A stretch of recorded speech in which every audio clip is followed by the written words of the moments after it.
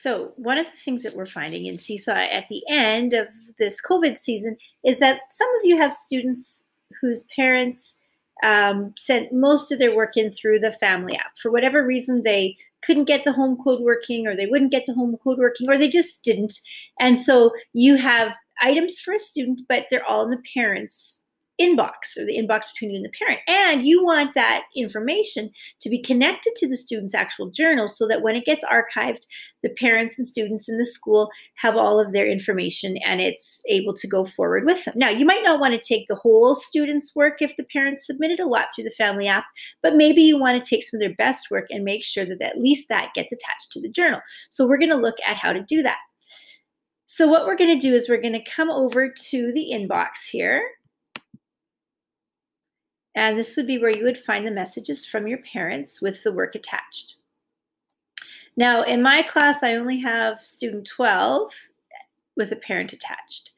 So when I open up this journal, here is a picture that I would like to put into their portfolio. So I'm going to double click on the picture. And you might not have ever been in this double click version before. In the bottom corner here, I have these 3 dots. So I have some options. One way that you could save this work is to just click on the save item. I'll click that and open it. And what that'll do is it'll open up your Google Drive.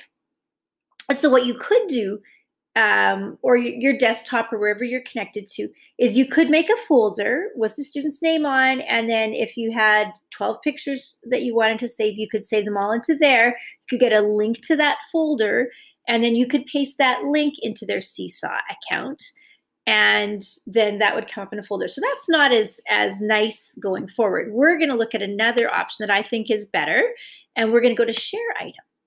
So what this does is, up here, it generates a shareable link. So I'm going to click on that to copy it. And on a PC, it's Control-C. On a Mac, it's Command-C. So I've copied that. I'm going to close this window and close this window. Now what I'm going to do is I'm going to come to Add, and I'm going to go Post Student Work. So now this is me posting work like I would. I'm going to click on Link, and I'm going to take that shared link, and I'm going to paste it in the link window. I've got my Seesaw set up to post to folders, so we'll see that in a minute. If I wanted to at this point now, I could add a caption, so I could now respond to the student for posterity's sake going forward. I could add a recording.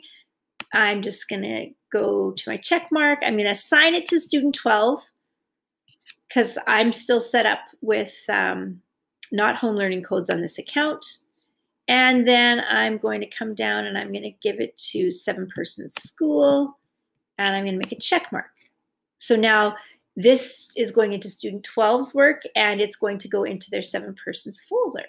So I've got, again, I got to the folders because I have in my account, it's set up that it forces me to put all the work that I post into a folder for organization's sake. So that's going to take a little minute, but then once that loads, we're going to see that it's in my journal, my teacher journal with all the other hundreds and hundreds of work there. It's going to be assigned to student 12.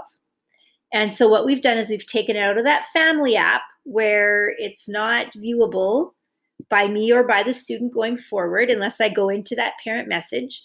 And we've taken it and we've put it into the journal so that now this is here with all the other work from student 12 that they've ever done.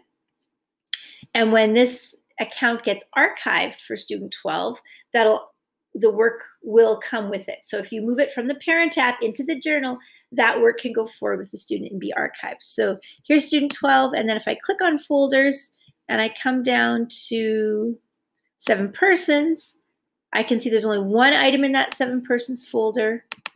When I open that up, it'll just be that one item, so we can see a little bit more of that managing work and making folders as well. So that is how you would take work that parents have been submitting through the family app and easily move it into the journal so that the student has it going forward.